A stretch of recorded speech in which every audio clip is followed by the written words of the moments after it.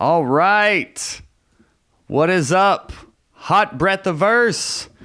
We are about to launch our live Q&A with Jerry Corley here, ladies and gentlemen. So, without further ado, welcome to Hot Breath. This is the show where you learn comedy from the pros. I am your host, comedian Joel Byers, and we have done almost 300 interviews with comedians on this show. And our guest today, our returning guest, is one of our most requested sequels. People loved his first interview with us so much. It went from an hour of us talking about his backstory into like a 2-hour comedy writing masterclass. And this is going to be no different. We're actually going to be answering your questions. So if you're listening to this on the podcast or watching on YouTube later, all of this Q&A action happens only in our Facebook group. So go into the show description and join this Facebook group. If you're already a member of the Facebook group, share it with a friend. And without further ado, it is time to welcome to the Hot Breath of Verse. Welcome back, the one and only Jerry the Joke Dr. Corley, everyone. Give him some love. Yeah, thanks. Woo! Thanks, man. Don't you love this? Yeah, you hear it and... Yeah, there's a sound effect going on right now for you. Applause sound effect. Ooh. All right. So, first off, just welcome back. You're like our most requested guest back. So, you really help a lot of comics. What? Steve Hofstetter was there, right? Yeah. Oh, yeah. We've had all the hitters on here. Like the million views on the heckle thing. He's come up with a really cool concept. But you are like helping, like hands-on, helping so many comics. And I can't tell you how many people here in Hot Breath have just spoken praise about you and your classes, and just you're providing a service for comedians out there that, I mean, we're trying to do as well with our daily writing club and things like that. But like you've really been able to, I just, in knowing you the little bit we have, and then the ripple effect you have that reverberates throughout comedy is just, it's a very positive thing you're doing. So I really appreciate you coming on here to share it. Well, thanks. It's I love comics. Comics, we're like the last, we're the rogues, man. We're the cowboys and the cowgirls out there. And like we take that system and we want to turn it on its head. We don't want to be in the system. That's, I think, what inspires everybody to be a comic, but it's like can be so vulnerable out there, right? And it's like, and there was what I realized, there was like no advice, no really good advice coming from like the mechanics of this. Comedy is the most unexplored art form, and so you have people that just basically state what some other guy said and what some other guy said before that, and everybody's like, you can't teach it, you either got it or you don't. I was like, that's that's not true. Yeah, there's form to everything. Just like, I mean, painting, I mean, there's a blueprint that you can follow to then make your own, but there's structure within the art form for sure. Yeah, well, for sure. So how do you want to do this? Should we just go into the questions, or do you want to? Yeah, I first had a selfish question, and then we're going to jump into all the questions here, which we're at, we're at 50 people right now, Jerry. So this is great. That's good, man. Yeah, 50 people live streaming. So what I wanted to selfishly ask you is what we do here in this Facebook group is a daily writing club where we get a random word and then we take 10 minutes to write the best joke possible. And I've been doing comedy 10 years, and there's people in here who've been doing comedy 10 months or 2 months. And they're just killing me on these jokes. And sometimes I strike gold, and other times I'm like, after 10 minutes, I'm like, I'm embarrassed to post this. People are going to call me a fraud. But that's all the process as well of joke writing. Yeah, but it's a specific skill set to be able to turn a random word into a joke in 10 minutes. So if you could, for me and other people that may be struggling in the Write 10 Club, could you kind of take us through like a process of, okay, you get a random word. Like we had a word that was Mary, like Marry. And then we got to write a joke in 10 minutes. Like, what's a good like checklist for us to go through to like create a joke off a word in 10 minutes? Yeah, and I noticed I think it was on one of your groups that somebody posted this checklist, and it was like a copy and paste from my book, but it looked like it came from some other website. And there was no I'm sorry. citation towards me, and I was like, I was going to say, hey, bro, what. You got it. If somebody stole your joke, you'd freak the fuck out. Oh, right? I'm sorry. Yeah, that was no. It's like okay, it was your group, so I didn't do anything, right? If it was, and it's there to help, but still, you got to cite the source. Wow. Okay, I didn't even. And realize. I don't know if the person really knew the source. I think they got it off somebody else's. Like, I don't know. Who just basically copied and pasted it. Hilarious. But I go, yep, that's mine. That's right there. Because there were certain things in some of my descriptions that are nowhere else, like coincidental or configurational, or there's certain things that people just don't talk about. And so I go, yeah, well, that's all right. Oh, I'm embarrassed. I'm sorry, buddy. So don't worry about it. I'm not calling you out on that. I'm just saying I saw that they said it as a checklist. So here's what I would do, because that's kind of, these are the structures, but that's kind of the checklist. But if you're not familiar, if you haven't automatized, I think I just made that word up, automatize the structure, meaning like the way you drive, right? You don't have to think about how you use your muscles to get in the car and start the car and put it in gear and drive. You just do it, which is why we kind of miss our off ramp when we're on the phone talking to somebody and they're giving us dates and times, and all of a sudden we go, shit, I just missed what happened? How did I do that? Because your cognitive brain was involved in something else. You were actually driving with your unconscious mind. So when you automatize the concepts, right, which comes with just regular practice, you begin to sort of go through all the possibilities. So that one word marry, right away I see a double entendre, right? Could be marry, could be marry. It could be like a woman named Mary. It's like, when my wife is large-breasted. When I first saw her, she thought I was psychic because I guessed her cup size. Yeah, she walked in the room and I was like, geez, right? I was so taken aback. I named them Marry Me. So now Mary becomes the name of a person. Also marry as in, I named them Marry Me. Mary becomes the name, could be Mary, like in Get Married. So right away, I see that possibility, and so I'll go through where else can I fit Mary, into that. I mean, right, you're talking about relationships. So you can go in, I might do an analogy. I might, getting married is like, something like that. Or I might, so I'll go through analogy, cliche reformation, double entendre, incongruity, marry the name of somebody. So I'll go through some basic forms and try to find as much as I could find on that. Then I'll take facts dealing with marriage. If you marry somebody, you have 50% chance you're gonna, 50% chance it's not gonna work. I mean, if you think about that, and then you say it's like 50% of all marriages end in divorce, the rest end in death. So what's the choice, right? So now you can still get married in the joke, right? So there's different ways. Like there was, first of all, I love that right 10. I think it's amazing because constriction enhances creativity. If you think back, I don't know if you did this, we, had haiku when we were in 5th and 6th grade, right? They give us haiku is 575. And we're like, where's the 757? I always forget. Yeah, 575. 575. And when we were kids, we were like, oh shit, I'll never be able to write anything on this. And we had to do it over the weekend. And then on Monday, kids came back and read these poems and you're like, holy shit, that's incredible. Where did that come from? So that constriction, right? A lot of times, most comics I find run into a problem when they just feel like they have to be funny. And it's just this big amorphous goo of vague.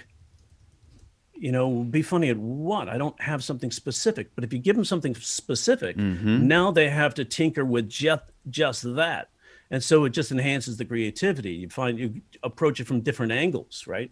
So what's missing in a joke is you start with one word and then you go marry. Marry how does that apply? Is that, marry as in get married? Is it marry as in, one of the techniques I use, a descriptor, like, I think we did this on the first podcast. I had this thing called 50 facts, right? So I have people write 50 facts about them and then bring them into class. And you take those classes and you start building their act through those 50 facts. So one of the guys wrote down on this 50 facts, lazy. Just one word, wasn't even a sentence, right? So it's like, yeah, I was like, evidently, because you just wrote one fucking word. But after ribbing them a little bit, the job is, how do we step this out though? Lazy, top 10 reasons you're lazy. So just that exercise, the top 10 list we know is the most famous late night segment during David Letterman's tenure. But then you have, before that, it was an exercise used in the Joey Bishop writers' rooms to write jokes, find punchlines. Top 10 list is a punchline generator. You can generate a bunch of punchlines on a concept, and now you have tags and toppers to work with that, right? So top 10 reasons you're lazy. Lazy at what? Who, what, where, why, when, and how, right? So lazy at, what am I lazy at? I'm a lazy. What would be really embarrassing, since we know embarrassment is a major laughter trigger, right? People recognize that embarrassment. And also when you're embarrassed, makes the audience feel superior, which is another laughter trigger. So it's like, if you get up there and say, I'm lazy, sex, that would be really embarrassing to be lazy at. So lazy lover. And you can take it from there. I'm a lazy lover. So what do you think of when you're lazy lover? If this is true, what else is true? What would be your favorite sex position if you were a lazy lover? Spooning. How can we accelerate that with exaggeration? I'm a lazy lover. Some guys say, they're really great lovers. I'm a lazy lover. Like my favorite position is a nap. Mm-hmm. And now you have a crisp joke. So with like marry, you kind of go through those steps and you find, where the associations are, and I would just write sentences about, being married or getting married. Would you marry me?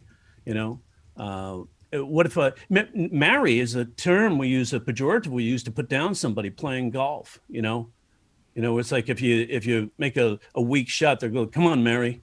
I don't know why that became that pejorative, but somebody calls you Mary, it's not a good thing. What I find is when I'm able to create a joke in that constriction, it's when I realize what the premise is. I almost have to like remind myself of like, what am I even trying to say here first off, and then how can I make it funny? Because a lot of the times I'm brainstorming for 8 minutes and then like I have like 5 ideas here and nothing like that's like honed in. That's just the key, right? So one word is an idea. It's just a subject, or marry is not even a subject. It's marry. Yeah. It's like, it's such a vague application of the word. So it's like, will you marry me? Do people get, how else do we use that in a sentence? Marry me. Would you marry me? He's going to marry her. It's like maybe, and then, there's a possible premise. Like, what would be the weird relationship? This is in traditional relationships, men marry women. In, Southern relationships, men marry their sister. That now you have a compare and contrast, but now you have a premise. Somebody marrying somebody else. How you define that? Traditional marriage. And in 2020. People marry anything, right? So that's how we've evolved over the years. Who cares who you marry? Almost like a timeline of like what marriage used to be and then what it is now as well. Yeah. It's not even marriage. The word's marriage. Oh, so marry. You have to kind of stay true to the syntax. Exactly. Of the word, and that's the challenge, right? Yeah. Man. And also, once you have a sentence, like sometimes you can take the word and go, what if I pronounced it in a different way? Marie. Right. So maybe you can go French on it, Yeah. There was like, there was a word, I'll give you an example of like, how can we take this further? Like take the word intricate, right? We were discussing the right 10 with, in a group. And I said, it's a really cool thing because you have a time frame, right? You have 10 minutes. And you're given one word. And so the challenge is on. It really forces you to get creative now rather than getting lazy with it and letting it go, right? And then, okay, never mind. I wasn't able to do anything. But it's like 10 minutes and you sort of gamify it and people put their stuff up on, on Twitter. Yeah. And we've started doing it's funny you said embarrassment as well, because we started doing a monthly joke writing contest where people get a random emotional theme. And then they get 7 days to create a new 90-second set based on that emotional theme. So, and then there's 3 judges that will judge, and then we have a finale that live streams into this group and all that. So that's like awesome. Another constriction that's more like emotion driven, which is where a lot of the best material comes from. Right. Awesome. Well, let's that was very helpful for me, and also the checklist. That's so funny. Because there is a tab in the Facebook group that says like it's like writing resources, and I think that checklist is number 1. So we'll go and tag you in it. We'll go. That's very funny.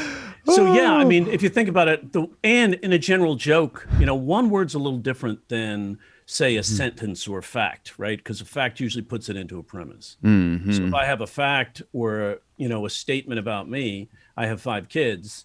Then I can go through that. My checklist, my first checklist would be, there's 3 questions I ask. The line would be, is there an assumption, expectation, or image that I can shatter? That'd be number 1. Number 2 would be, are there 2 dissimilar ideas converging? Right. So I have 5 kids. Not really. So, but there is an assumption there. I have 5 kids. There's an expectation.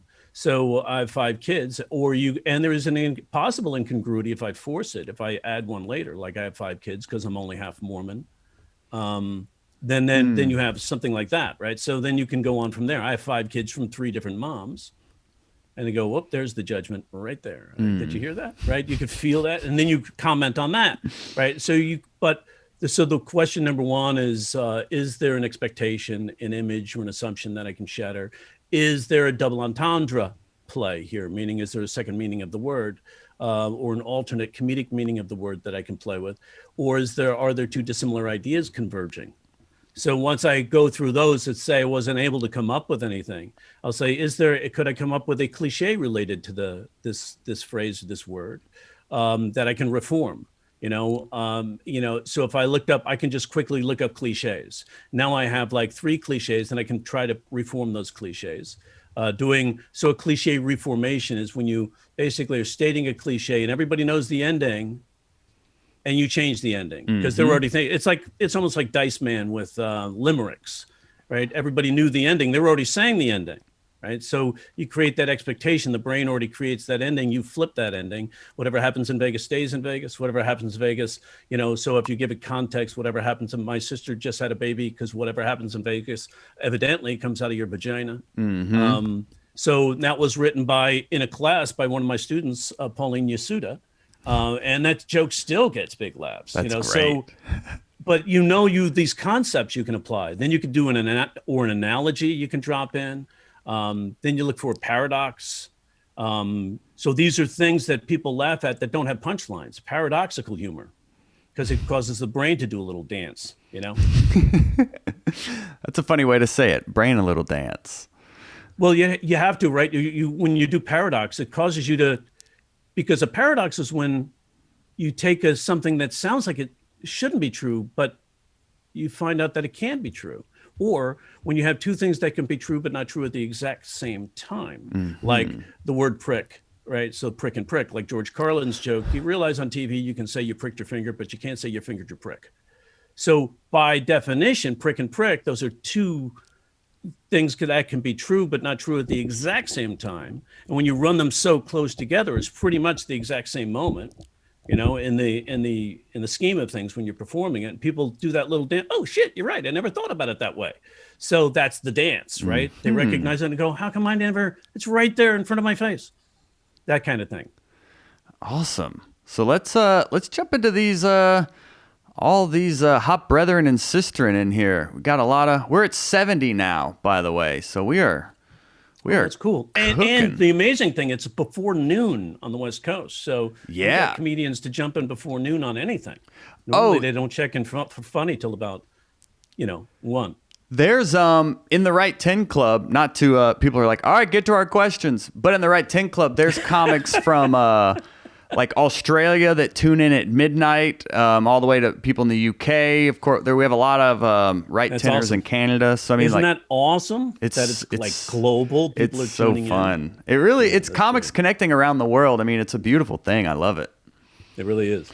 So, okay, we're getting to your questions now, kids. and we'll try to just kind of run through them a little bit, because I also want to bring on a special guest who is a big part of the reason we're here. Teaser. Yeah. This is the first one I'm seeing here from Lee Hudson, who is actually one of our comedians out in the UK. He said, "How do you know when a bit is done?" That's a good question, because I've had bits I thought were done that evolved later.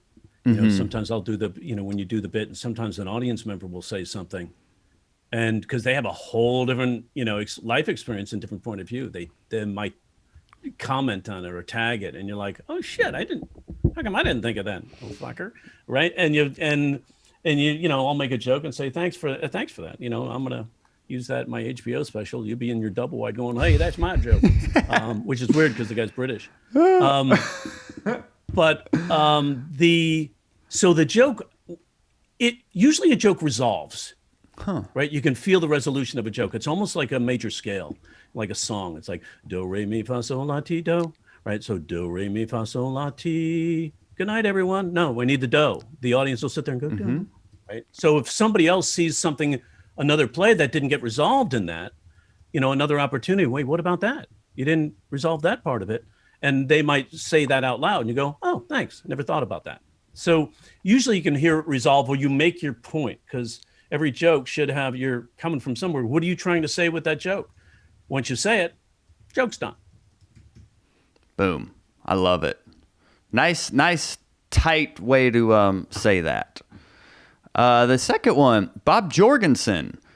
He says, ooh, this is a good one. Lee's, yours was good as well. I'm just saying.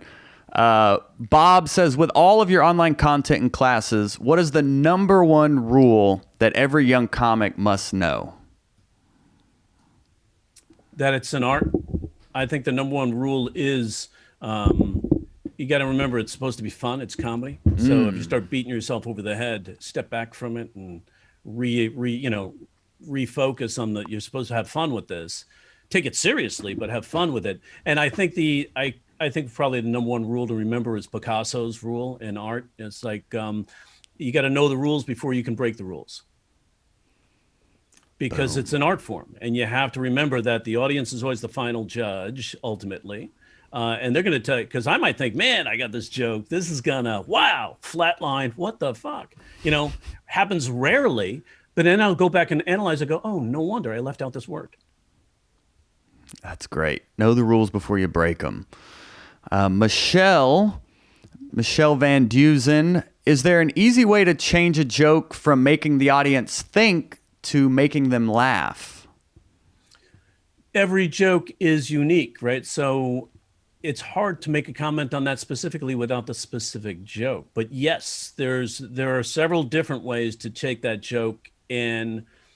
And what I like to do is when people will hit me up on Twitter or something like that for some joke help, and I'll take that joke, and sometimes I'll write that joke, 5 to 10 different ways, and show here, if you want to pop, try this. If you want this, try this. If you want them really to ponder this, try this. And then after they think about it, you can pop it over here with a tag or a topper. Or sometimes you say the joke, you get them thinking, then you do an act out to sort of clarify what you wanted to say. And that the act out, because now they can see it in a situation. They're like, oh shit. So when the waiter says this, it's much funnier than if you just talk it in third person. Beautiful. This is one from Chris Wright. Chris Wright actually just won. There was this contest, Behind the Bits contest, and he actually just won that. Sweet. He asks. I think he was hitting you up on Twitter today as well. Yeah, excited about this. Yeah. Oh, I love comedy. Oh, this community is so beautiful. So he asks, do you have any advice on how to go from a one-liner comedian to longer form bits while still keeping the quick, hard punches? Yeah, great question. So if you take a look at Brian Kiley, Brian Kiley is Conan O'Brien's head monologue writer. Huh. He is a mechanical, just like comedic mechanics, down to the T, right? He has found a way to sort of make the flow of the material sound like it's almost a complete story. So it rolls very nicely, even though they're individual jokes.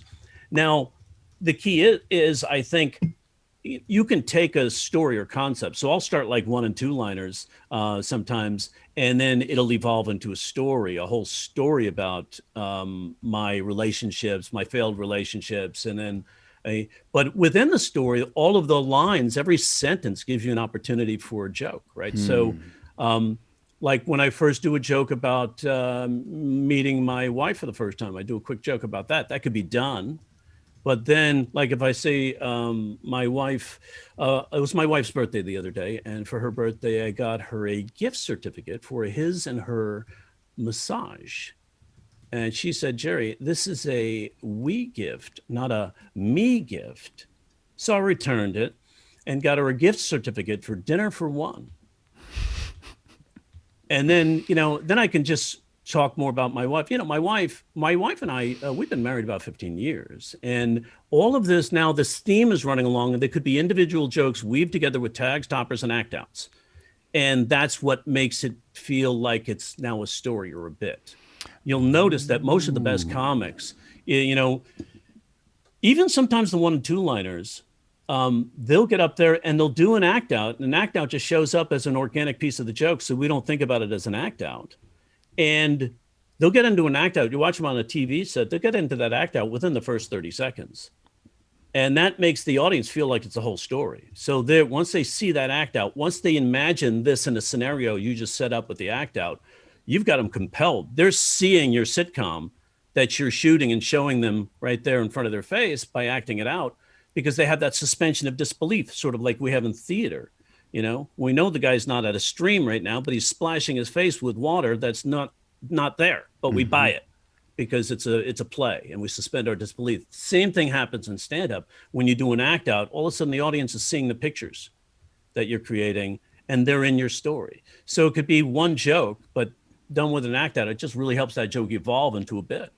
Yes. Yeah. And that's great too, for people to understand. A lot of times these longer bits were actually smaller individual bits that evolved over time. And kind of you found themes to tie them, so they seem like it's one long story, but it was a bunch of individual jokes that just kind of organically formed into one story. Yeah, man, and it's an application of the structure, right? So if you say, okay, you say the joke and you go, okay, well, if this is true, what else is true? Mm-hmm. And then you could tap, and so if this happened, what would that look like? There's the act down, right? Yeah. And so then you can say, what are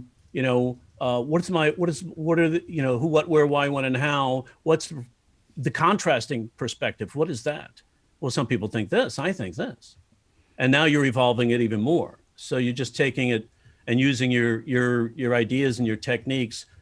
Definitely the maxim of the 5 W's is one of your best assets. Who, what, where, why, when, and how. Who, what, who? Me? Who else is involved? Who else would this impact? Who would hate this? Who would really like this? Who would think this was stupid? That girl right there. Oh, that's stupid. She's, this. So then how would you respond if she insulted you or he insulted you?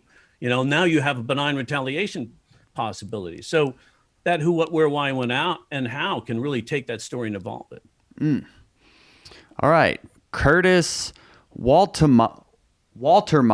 Great, Kurt. It's great to see a lot of new faces in here. So welcome everyone to the Hot Breathiverse. We're so happy to have you.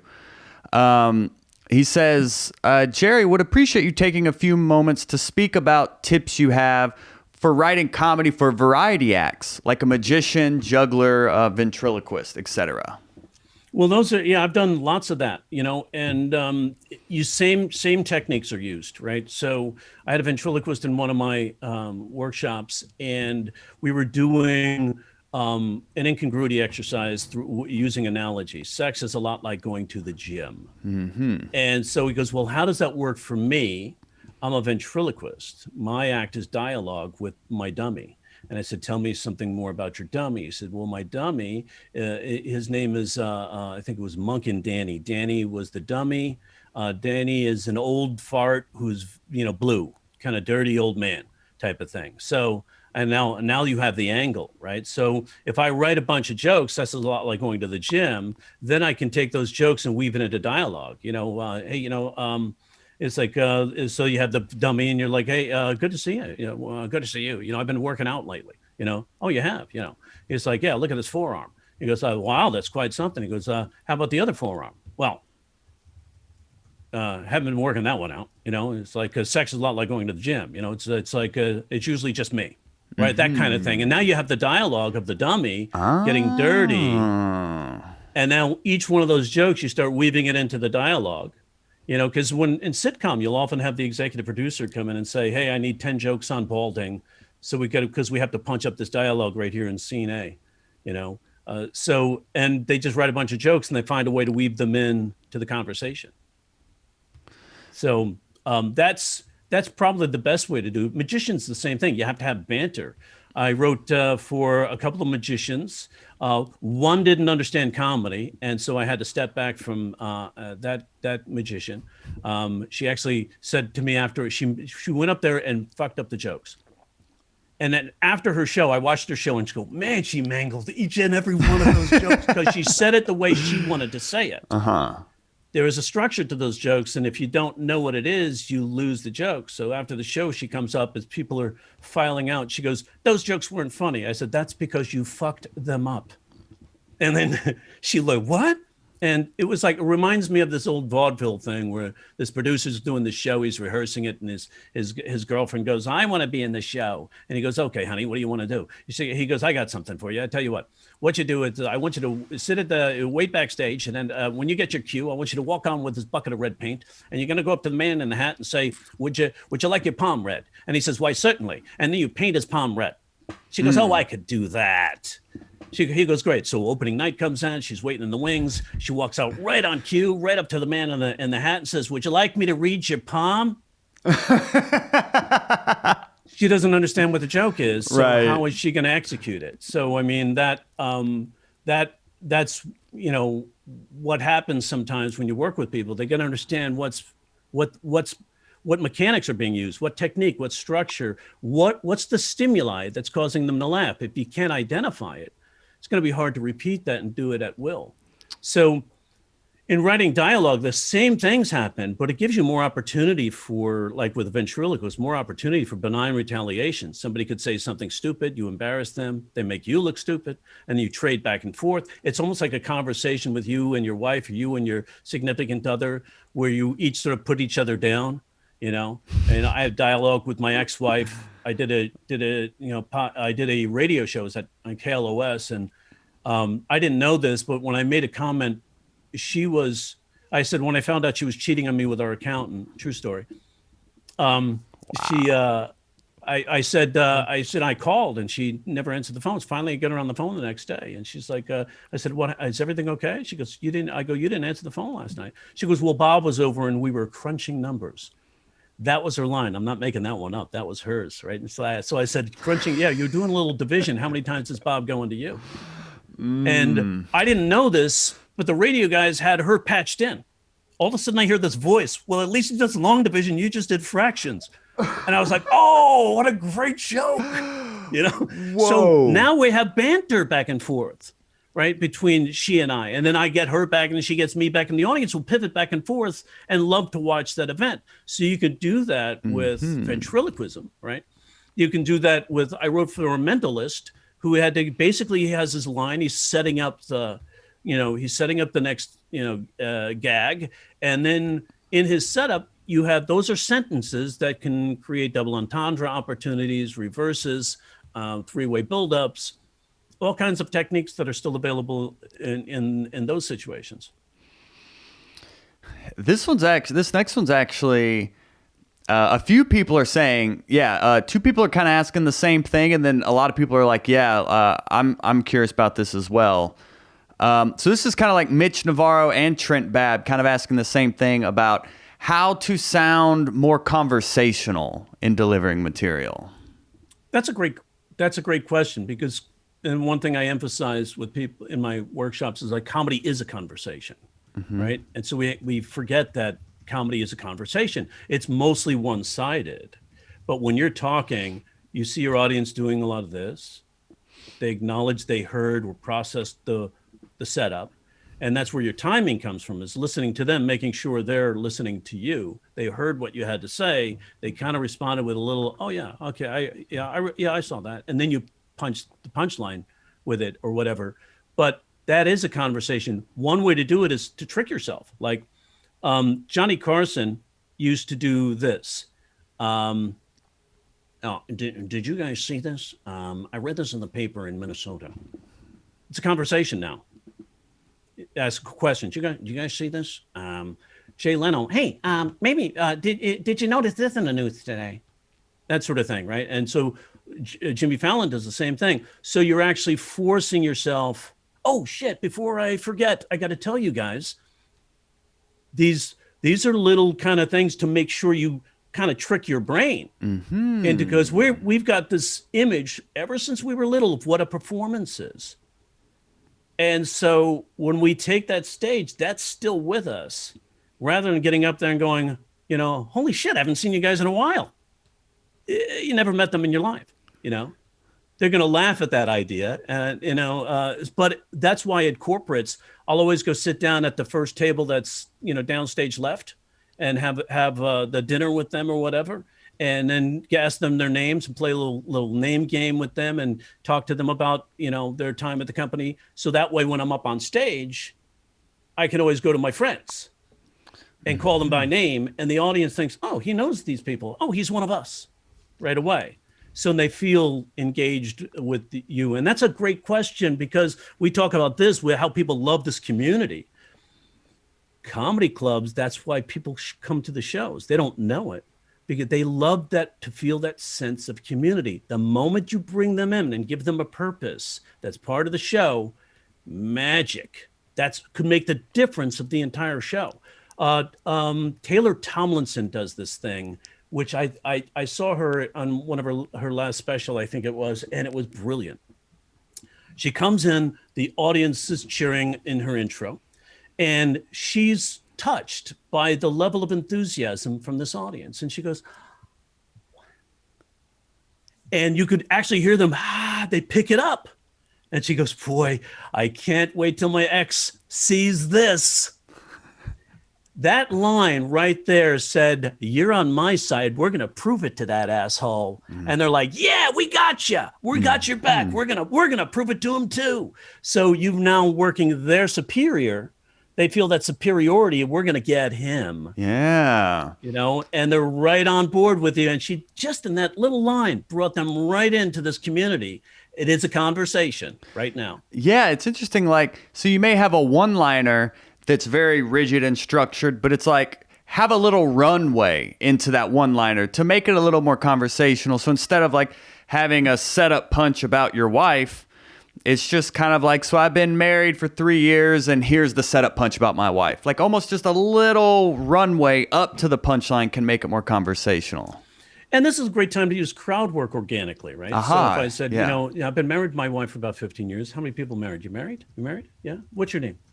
Bill. Okay, Bill. How long you been married? 6 years. One more and it's over, right? And then now you're building in jokes to the conversation because 7-year itch. And then you say, but every name you have and information you have from that person, how long you've been married? Oh, 15 years. Hey, you and I were on the same page, right? Miserable.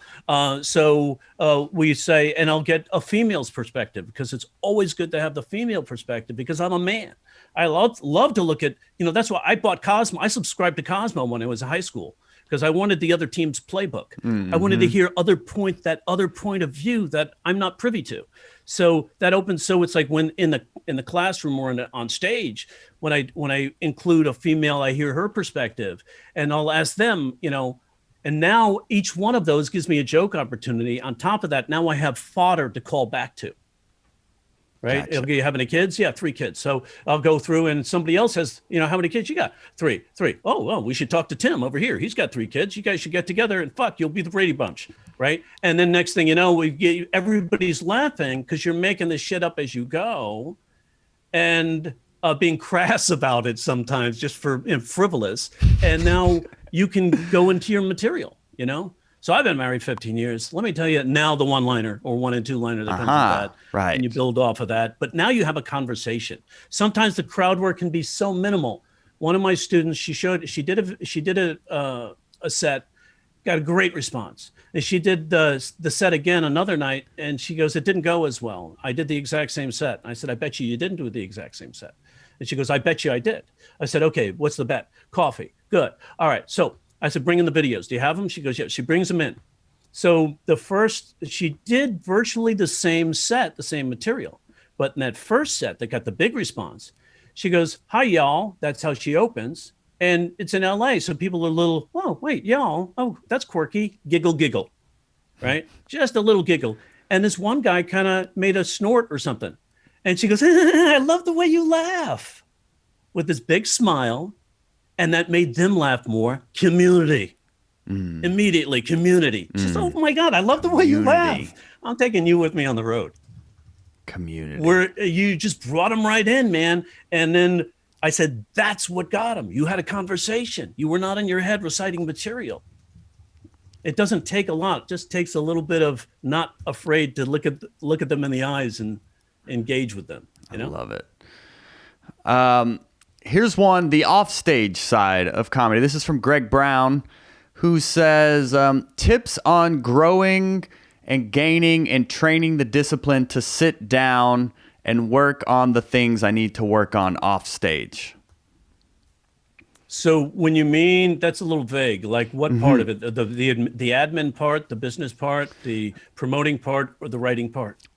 Yeah, he doesn't specify.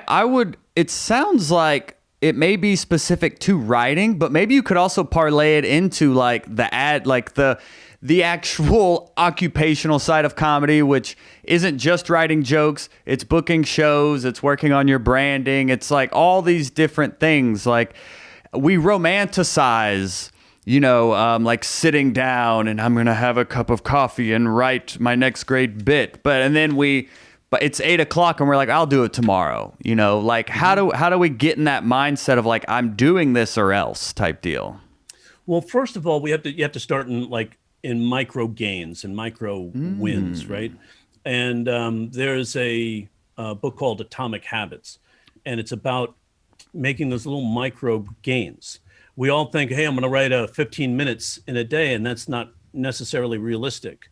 I've written in a whole new hour overnight a couple of different times and performed it the next night, still with my set list right there, because I'll tell you the story another time. I think I may have mentioned it to you, doing a fundraiser for my kids' high school club.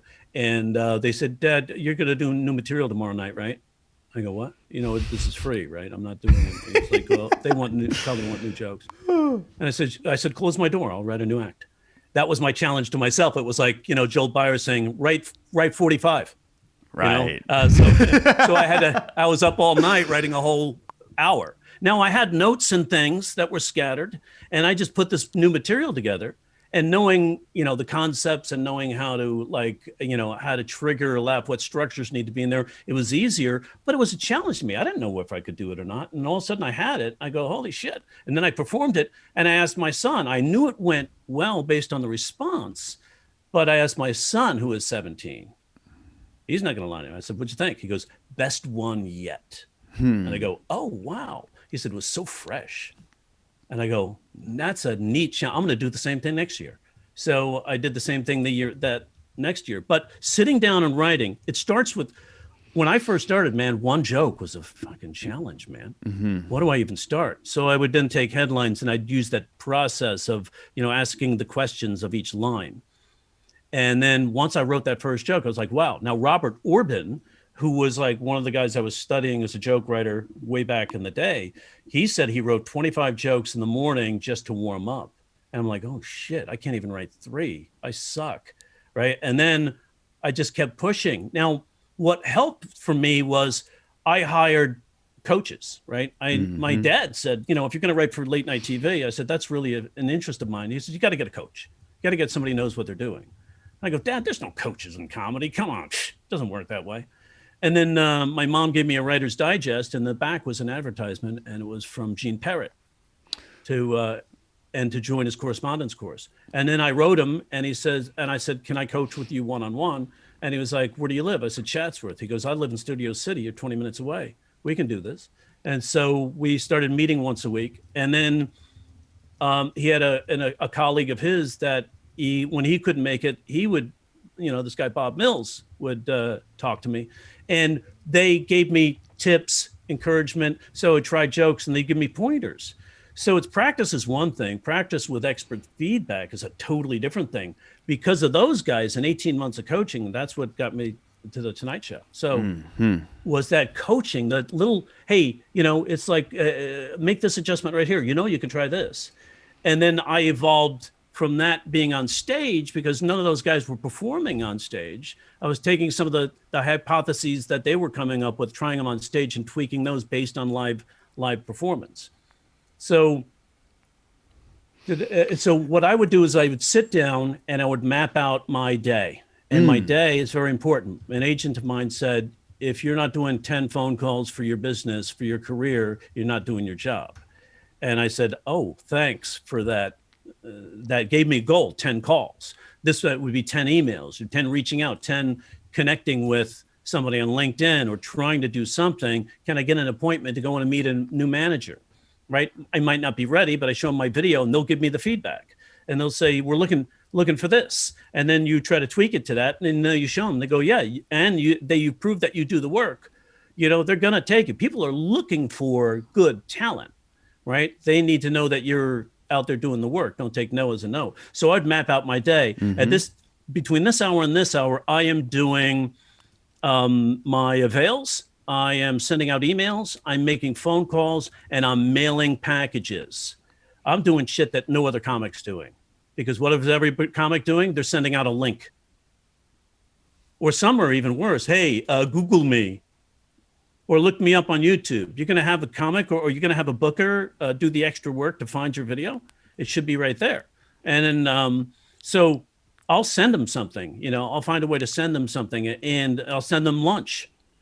Send them lunch and a QR code. While you're eating your lunch, use this QR code to look at my 6 minutes. Interesting. And a neat little card. And I'll call the club, finally say, well, what does Tommy like to eat for lunch? Well, he likes his Chinese place right next door. And it's like, what's his favorite? And then I'll call that place and send them the card to send over with the food, buy them lunch. And it's from Jerry Corley. Here, use this to check out my video. And they're like, oh, shit, nobody does that. So that's a certain portion of the day that's dedicated just to that. Then another portion of the day is dedicated to my joke writing. And then another part of the day is dedicated to my social media or whatever. And it's hard, man. It's hard to do all of that. Yeah. But if you think of yourself like an enterprise, all of those things are different departments in your enterprise. And your day job is your revenue part of your business. That's bringing in the revenue to help you to put food on the table and survive and keep your business moving along as you're working in that startup, But if you don't divide that time and put it in your date book or put it on your phone as a time reserved for this, as an appointment for yourself, then you're not going to get to it. Yeah, and at the end of the day, and this may have been something Ted Alexandro said on here, but one thing he said was that you'll never regret working harder, which I enjoyed, but it is also like you're willing to structure your day around a boss you may not like, so why wouldn't you also show the same discipline to yourself and to your comedy career and structure your day around a career you actually want to pursue? So at the end of the day, a lot of people want the magic bullet, but it is like, hey, schedule it and commit to it. And the more you do that, the easier that habit becomes and the more just reflexive it becomes. That's why the Write 10 Club started in quarantine. We've been doing it over 6 months because I was like, oh man, I don't know when live shows are coming back. I need motivation to write. I was like, well, let me just start writing online and see what happens. And now it's grown into this like international online writing community. But it all started with me like, I need some sort of accountability. So every day at 10 a.m., I'm just going to write. And now it's grown into this community.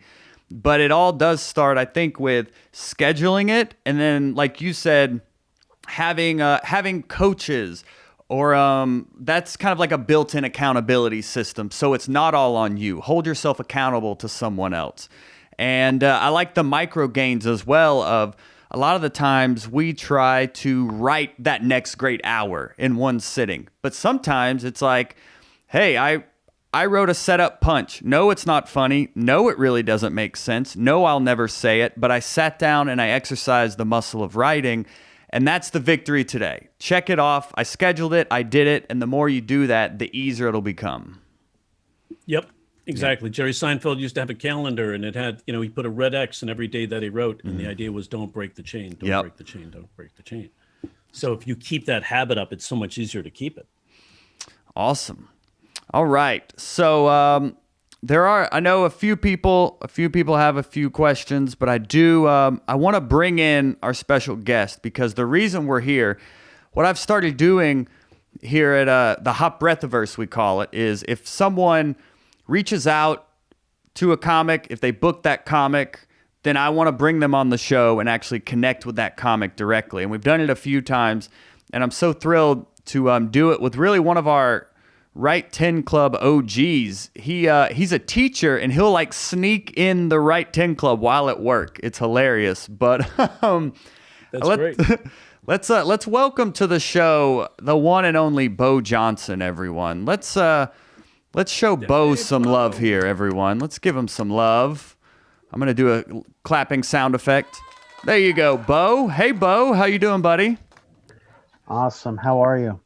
I'm doing great, man. First off, thanks for connecting with Jerry, making this happen. The timing is perfect. So thanks for all you do here in the Hot Breathiverse. And did you have any questions for Jerry, or do you just want to get a little FaceTime? Well, definitely questions. I know we have several people in the Hot Breath that are interested in getting into late night. And so I know that's been one of the big questions we do see a lot is, how do I start that process of getting into late night writing?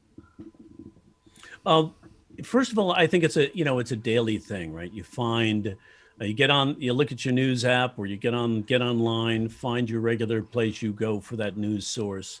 And you start to look at the headlines that kind of resonate with you, that trigger an emotion, and eventually you'll be able to identify some that will trigger an emotion with your audience. Like, I mentioned, like, if there's anything about Tom Brady, people love him or hate him, and there's going to be, if there's a story about Tom Brady, people will pay attention, and if you can then write a joke about it, they'll be more involved than if it's just the general, idea. Now, it's one thing to just have relatability or recognizability, or it's something that's familiar. It's another thing that have people that are fans, because when they're fans, that's a big emotion, which is why Trump is so often used in late night.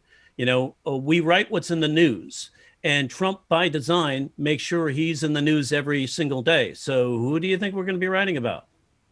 So when people get upset about you disrespecting the president, really, dude? I was on staff at Leno when they were making fun of Bill Clinton for like 12 years after Monica Lewinsky it happened, and it was still going on. So, and I wrote some of those jokes. So get over it. But I think the thing is like, you got to start writing. The goal, most of these writers write 25 to 40 jokes a day, so that what that threshold that's expected of you. Then once you're good at it, there are ways to reach out that are kind of built around the system. One of the things I would suggest to people is do a YouTube, build up your fans. My student, Charlie Barron's, he has the Manitowoc Minute. And it's a niche character. He's from this Wisconsinite that, don't you know? And he's got he wears like a camo windbreaker, and he's up in a hat, and he does local and national news, but only for about 1 minute and 35 seconds.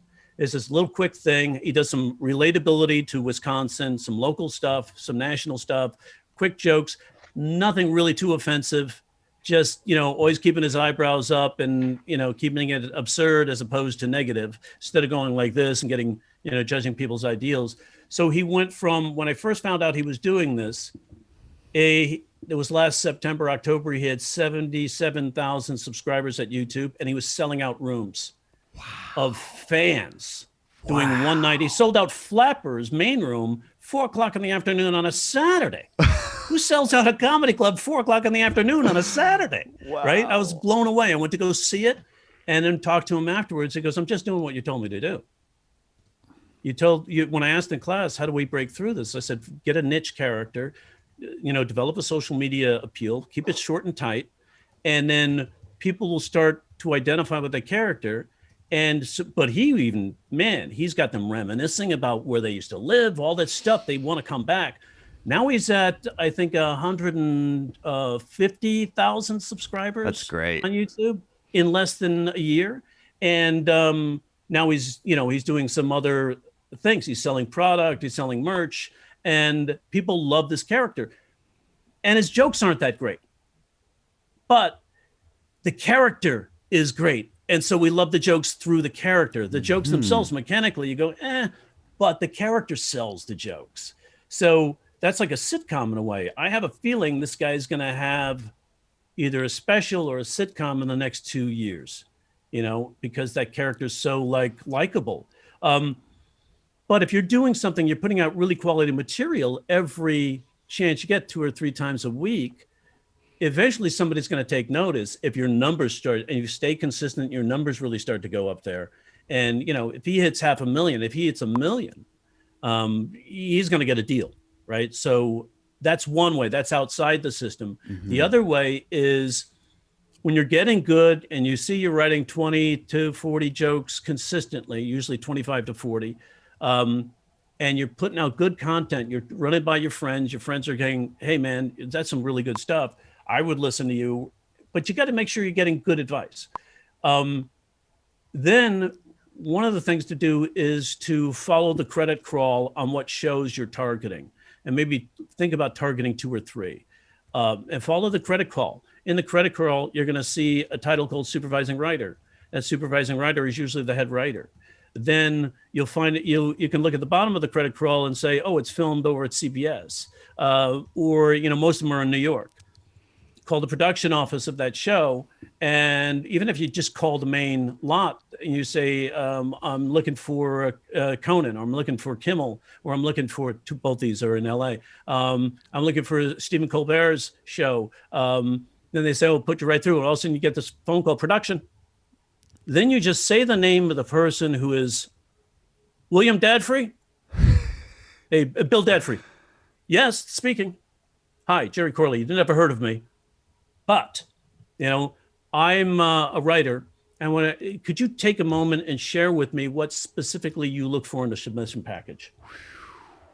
And then they're like, if I'm a writer and somebody called me, I go, dude's doing what he's supposed to be doing. That's cool. Kudos to him. And I would take a moment, but if I was in a super hurry, I'd say, hey, can we do this another time? I'm slammed. And I'd call back 30 times till he picked up the phone again, but it's polite persistence. Never take no as a no, never take a hang up as anything, but hey, we're busy. If you stay persistent, you will get better and you'll break down that door. There were 8 people that quit. There were 8 jobs that became available in late night TV during this last 6 months. That's a huge number. People deciding, you know what, they're now a good time to retire or retire early or move on or do whatever their motivation. Anytime something happens like that, that's opportunity, right? So if you stay persistent and you keep writing as if you have a job. Your job is to get the job. Your job is to have material ready for the pitch that's not even happening right now, but it'll be that opportunity where somebody says, hey, send me a packet, or I would just send in packets randomly and find some creative way of doing it, so it takes note. This guy's, like, for example, if I was bugging the head writer and I already got a packet written, all I have to do now is tweak it to what specifics they gave me. And it's just a little tweak. And they say, yeah, well, I look for this, and this. And if it was in LA, I would get on my Word and tweak it, then print it out, put it in an envelope, call a messenger, have the messenger deliver it right over to the production office that day. Like 3 hours later, he gets a packet from me. He'll go, holy shit, who is this dude? That's impressive. So that's another way. Now, not everybody has that opportunity. You can overnight it or something, do something different, but you got to stay consistent. That's it's a challenging level to be. You're working with a lot of guys who are good at this, or a lot of guys and gals who are good at this, but they're always looking for new talent. If I'm a head writer, my job is to make sure my host has the best material, make sure I've got the staff with the most creative writers that come up with good content. If they're not producing, I give them a little kick in the butt. If they don't work, if they are still not producing like I need them to produce, then they're probably going to be let go. And then, so I'm always looking for somebody good. If you're consistently sending material, this guy's got great shit and he writes so prolifically, and he's always got some stuff coming in. That opportunity may arise. And you also find different ways to get their attention. One of my students, she goes to the seminars at the Television Academy of Arts and Sciences. They have these seminars and often have, like, Conan will speak or Colbert will speak, and she'll go to them. And she's in a wheelchair. She just rolls right up there and says, hi, and introduces herself, gets a picture with them, tries to give them a tape, and talks to them about how you get on the show as a comedian. She's breaking the rules, man, and meeting people and handing them packets. So it's just a matter of find out where they're making personal appearances. I had my friend Lou Majelowitz from Vegas, a comedian.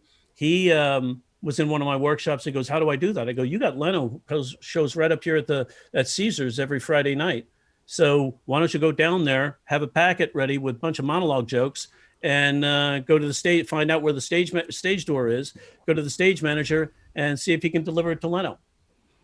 And waiting out in front of the stage door was Bobby Slayton. He sees this packet, this comedian looking dude walking up with a packet. He goes, you got a packet of jokes for Jay, don't you? And he goes, yeah. He goes, I'm on his plane with him. I'll hand them to him personally. And he did. And 2 months later, Lou gets a call from Leno, and then he said, what do you want? Do you want to be a comic? Or do you want to be a writer? He goes, I want to be a comic. Well, I can't use you then. I said, dude, you want the job, right? You said, I want to be like you, Jay. I want to do both. And then you say to him, I'm not getting off this. If you're on the phone with the decision maker, you say, my job right now is not to get off this phone until I have a job writing for you, right? That's the purpose right now. And so they'll laugh at that because nobody asks for the job. Yeah. They expect somebody to just hand it to them. Polite persistence. Yeah. So when you're in this writing room with other late night writers, are there certain news sources you go to look for stories? Are they all up for grabs? What is the process you would normally go through? Well, I have my typical process is I used to go, like, Yahoo was the thing. It always had nicely written headlines. And now it's all changed because you'll see CNN and every one of the major outlets, except for Reuters and AP, every one of those guys are writing clickbait headlines because they're trying to heighten your curiosity, get you to click the story. And so when you get into that story, you've got to look at the first couple of paragraphs to find the actual headline, to find the joke, what the story is about. And so that's where I think comedians make a big mistake. They sort of just reprint the headline, and that's not how somebody talks. A host would never say something like, say a headline like that. They basically, hey, did you guys hear about this? Like it's a conversation. And now you have the setup. So my sources are mostly sometimes CNN, New York Times. I go to aggregate sources, refdesk.com will often have so many different sources on there.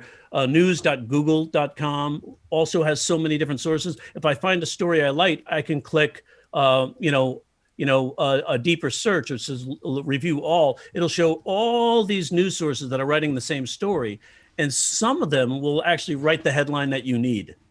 And you go, oh, that's exactly what I'm looking for right there. It's already written because it's coming from a different source. Remember, most of these people are copywriters. So they're taking the main story coming from AP Wire or Reuters, and they're rewriting it for their rag, their online source. Also, I would go to local news channels.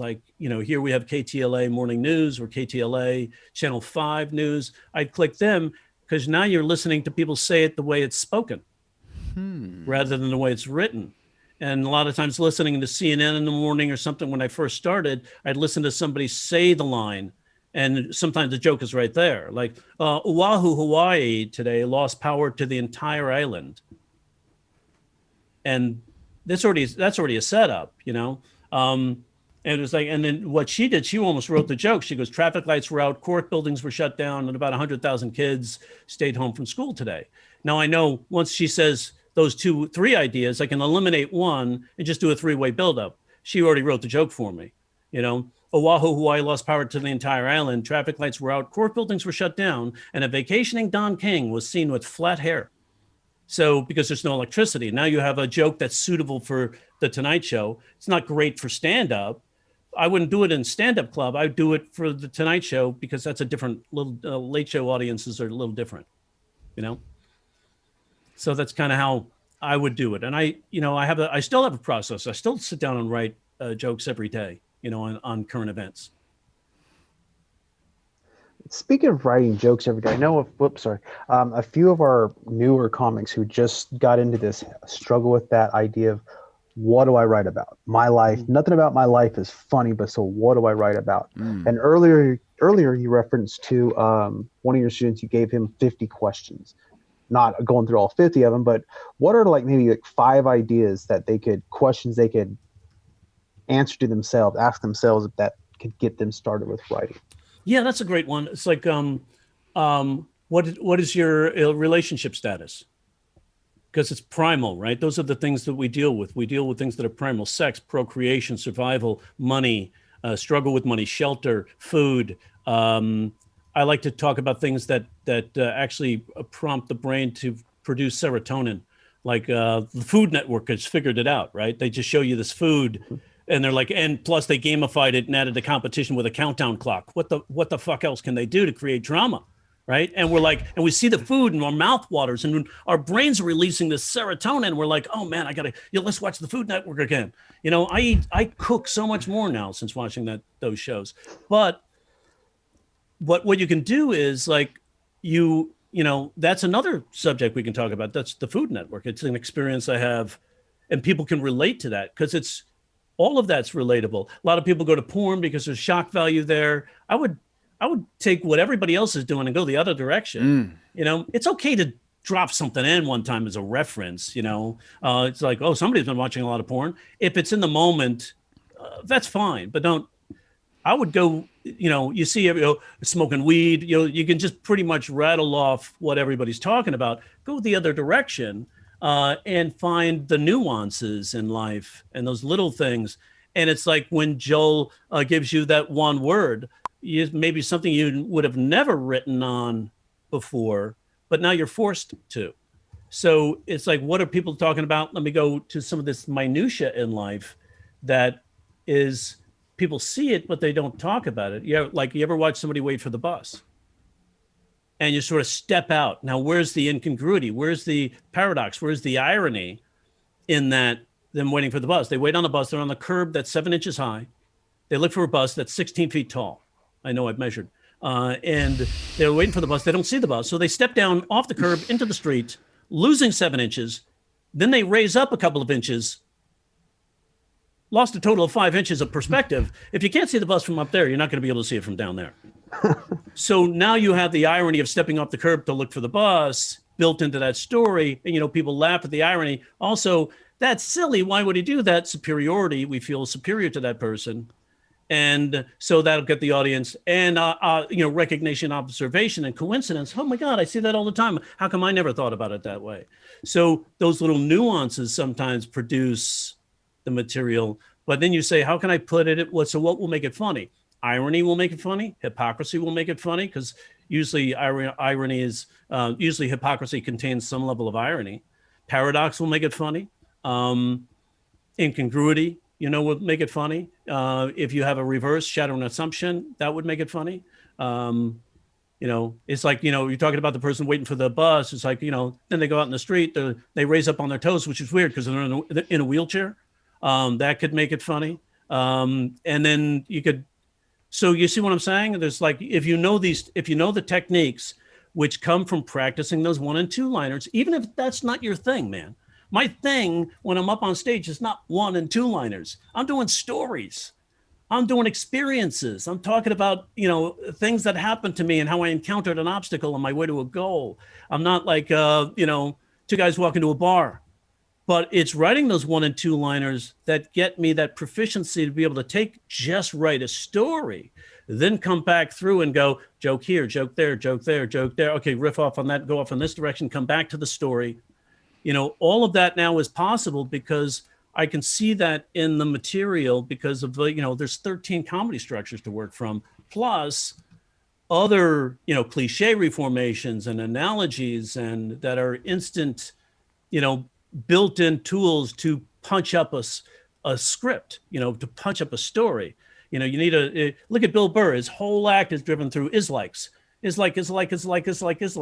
And all he's doing is putting these 2 similar ideas together, boom, punching it up, hitting some imagery, moving on with his story with a very strong emotional commitment to his point of view, which is, it made him, the famous Bill Burr he is today. But he uses a lot of is like to get there. But you got to keep in mind, Bill Burr, the first 5 to 7 years of his career, he was doing 1 and 2 liners because he had to know how to write a joke. And now when his stories, it's easier to get to that joke because of that experience of writing jokes. Even, it's like your scales.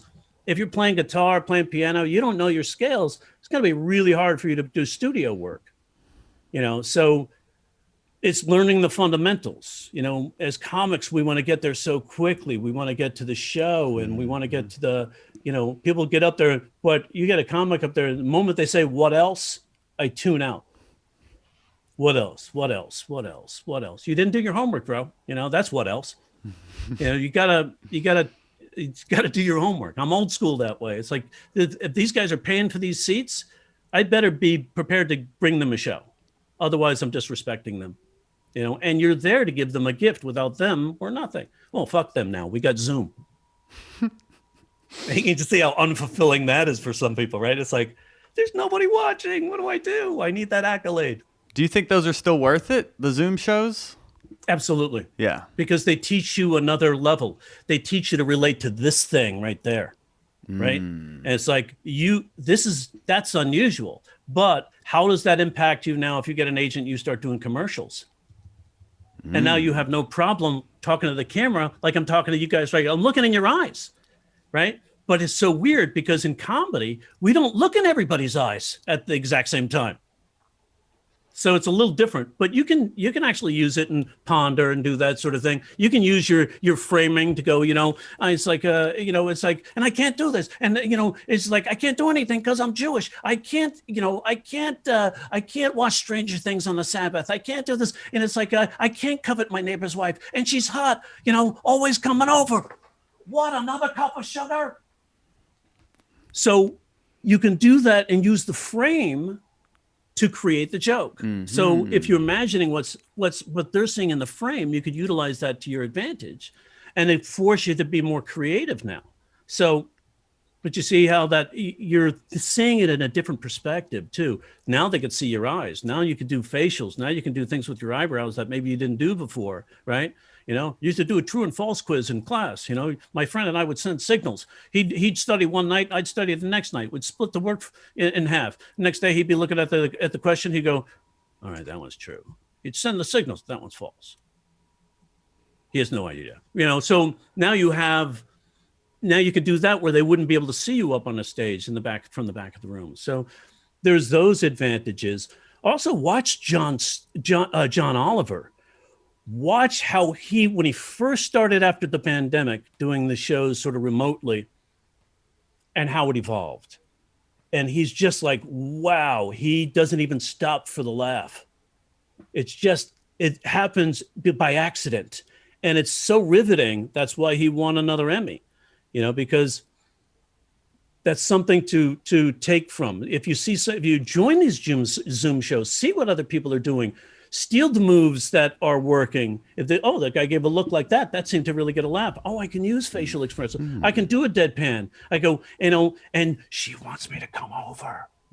Use that camera to your effect to shift a dynamic level in your act. It's like, and this is all going on, of course, during the pandemic, or during the apocalypse, and that gives it a conspiratorial type of thing. Use that camera as you're leaning in and trying to whisper to them. So that's that this Zoom thing provides other creative opportunities. All crisis leads to some sort of opportunity. I love that. Did that answer your question, man? Mm-hmm. Are you in class right now? I was Are you about to ask. Break from class to be here? Yeah, actually, I'm in my storage room for the school I'm in, hiding from my principal. So, yeah. Funny. How long have you been doing comedy, Bo? 2 years. 2 years. Awesome. And what made you want to get Jerry back on? Actually, I took, I think it was late last year, I took Jerry's, he had a 1-day class session on a Saturday. And so I took that, and then I watched the master class that you did with him. And I remember him saying that even if you took like Steve Martin's master class, he's referencing Jerry. And yeah, so a bunch of my kids said that. They said, "Hey, dude, what do you think of the Steve Martin masterclass?" I go, "He's a living legend. Take it. And it's $99, man. To hear from a living legend, you've got to get some value out of that." And then a bunch of them started calling me saying, "He's sending us to, when it comes to writing, he's sending us to your website for your 13 comedy structures. What the fuck?" Wow. Well, see, and I Steve remember Martin's referencing me. How cool is that? So cool. Right. And we have so many students in Joel's classes and during the Q&A sessions asking the big questions of like late night comedy and where do I get started? How do I get started? And I always go back to having read Jerry's book also. Jerry's got the answers for a lot of this stuff. So let's try to get him back on this show. That way those Q&As, and actually all the questions I've asked are actually questions that other people have asked. I know I've asked Joel in the Q&As. And so I'm just asking their questions. Yeah, man, that's what I never thought I would write for late night TV. I wanted to just be a stand-up. I wanted to find a way to work when I wasn't working as an actor. And that was a performance thing. And I found this little ad that said, take a stand-up class. I took the stand-up class, and then I found out there were tools. So my thing as a kid, I always took apart my toys to see how they worked. And so, when the teacher was like, sometimes you just got to be funny. And one teacher I studied with, I won't mention the name because it would be indiscreet, Judy Carter. But she, and I'm kidding, I have all respect for all teachers that are out there. And I do that in fun and in games. So if they take offense to that, they shouldn't be in comedy. But she said, well, sometimes you have to coax your audience. And sometimes, like when I do a joke, I'll do this. And I was like, wow, hello. If you do that, you've got to reevaluate your punchline. Right. And so because you shouldn't have to go, ta-da, that's not comedy. That's magic. Right. So but what I saw, and so I got some value out of that. Every class gave me a little bit of different value. Right. So my first teacher was Greg Dean. I got some value out of that. But I said, there are some mechanics here. But what makes that brain trigger the laugh? What stimuli is there? There are guys that get up there and just, talk forever and nothing happens. Why?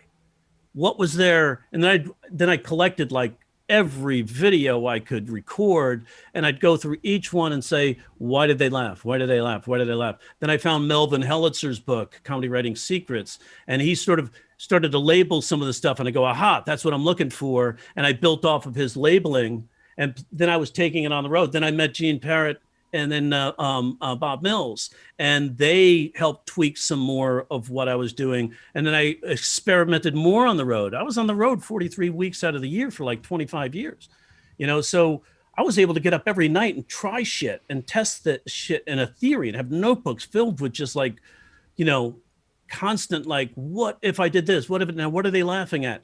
So then I said, what would I call that? Well, so-and-so calls it this. So I'm going to try to keep this more of a unified sort of language so that this terminology can be reused, and people like callback. I love that people are now, they know what a callback is.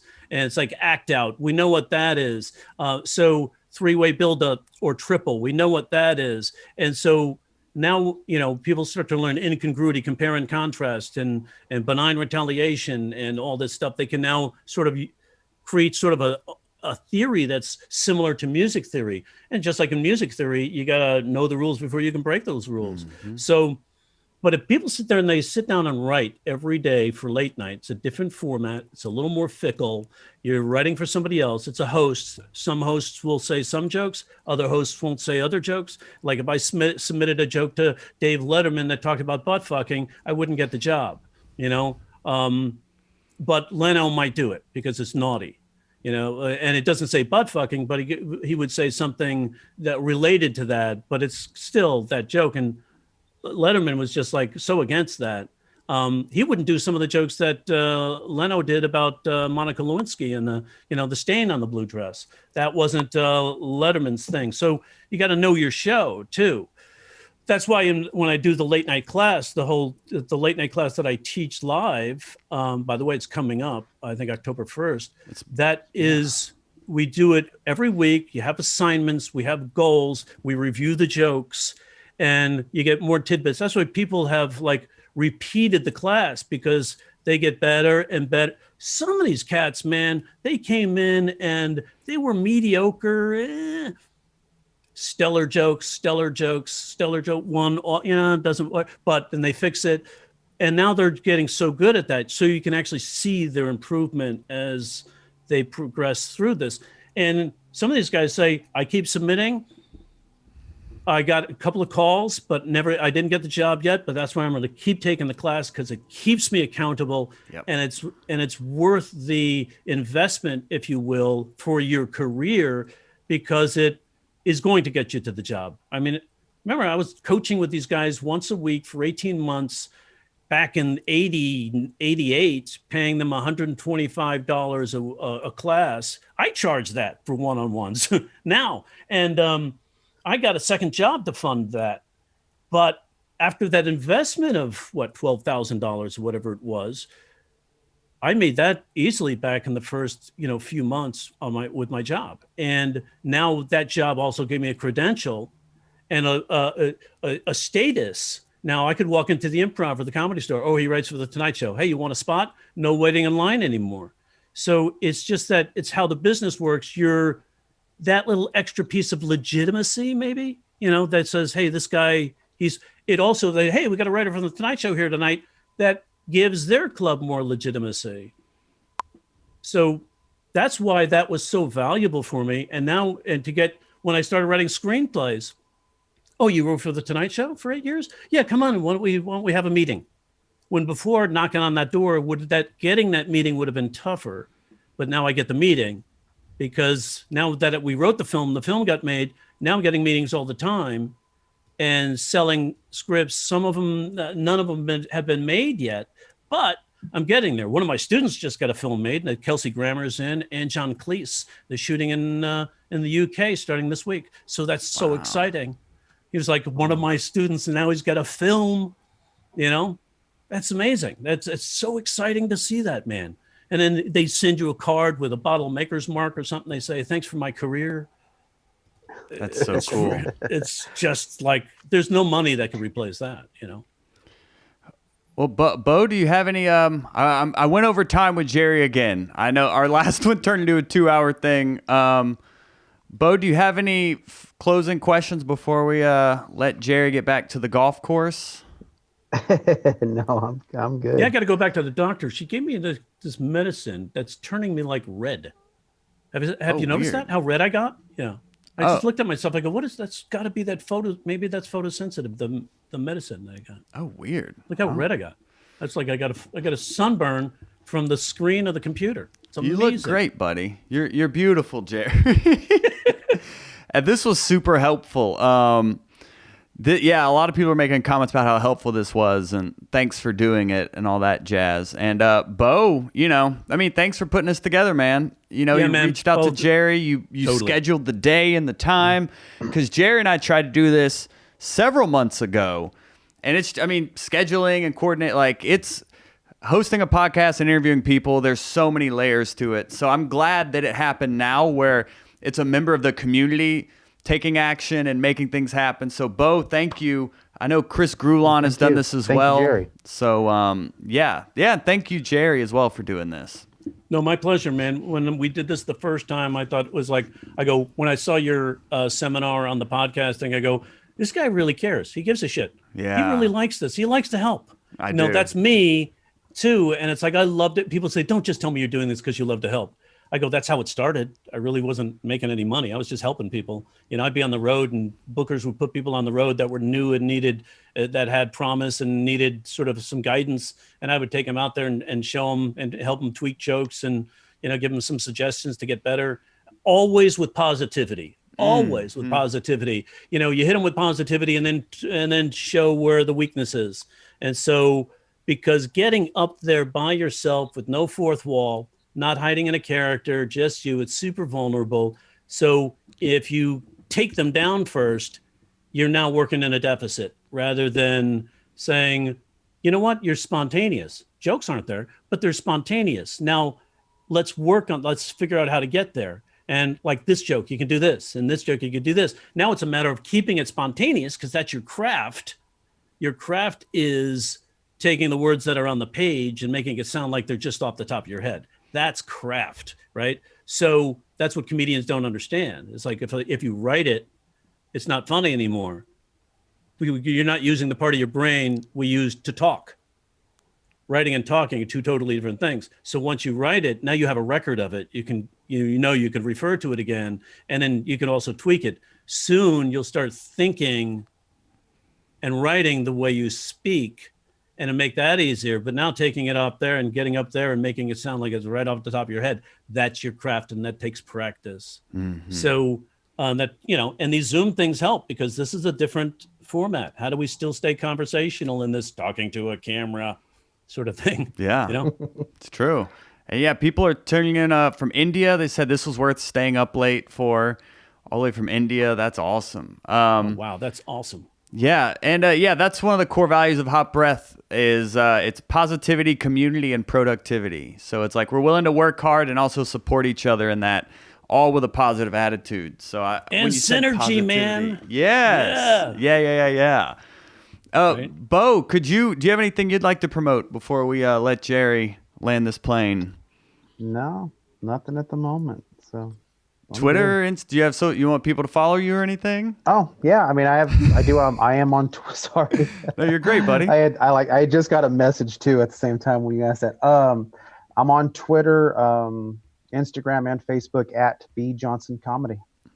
Beautiful. Nice. And Jerry, please let people know, because I use you as like a resource. Like if someone asks me a question, I'm like, I can tell you my experience. This guy not only has more experience, he has several different resources, free and paid, that you can use. So I constantly refer people to you. So please let them know where these a la carte things you're doing are great. I know a lot of Hot Breathers have done it. Hit me up on Twitter at Joke Doctor, right? So that's, and if you're not on Twitter, you can go to visit me on Facebook. And I think it's also at Joke Doctor, or at, it's facebook.com/stand-up comedy clinic. Hence the Joke Doctor thing. That was a name that was given to me by, veterans at the Friars Club when we would have these little writer sessions, and I would tweak their jokes and fix their jokes. And they're like, you fix jokes, you make them well. You're like the Joke Doctor. And that stuck, and I was like, oh, that's such a neat little thing, because I'm the new guy and these guys been around for a long time, but they just sort of, they wrote with hope all their lives. And then if a joke was funny, they kept it. If it wasn't, they dropped it. But there were jokes that they didn't think they were going to drop. And I go, you're just missing a connector. And then we'd put it in, the joke worked. And they're like, how did you do that?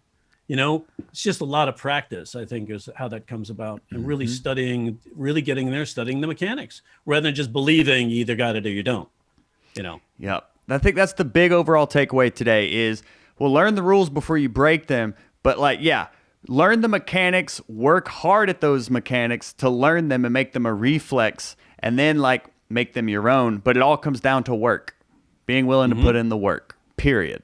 So thank you. You've helped so many different, they're saying from Germany here, all across the world. Thank you so much, Jerry. Hot Breath the Verse. All of the links that he said, that Jerry said, and that Bo said will be in the show notes. If you want to get involved in future Q&As like this, you've got to be involved in our Facebook group. You're watching on YouTube, you're listening to the podcast, join the Facebook group, get involved in the Right 10 Club. And we'll be back with another Q&A soon. Thank you so much, Jerry. And Bo, thanks for putting this together, buddy. Thank you. Well, Thank thanks you, for Jerry. putting that together. And your principal just called me. Said, "Do you know where Bo is?" Actually, she just called me. So. All right. Well, and I declined her. Yeah. You go answer that. That's your job for now, buddy. Until we make comedy your job. And That's right. Have a good day, guys. All right. Thank you so Thanks much. for having me, man.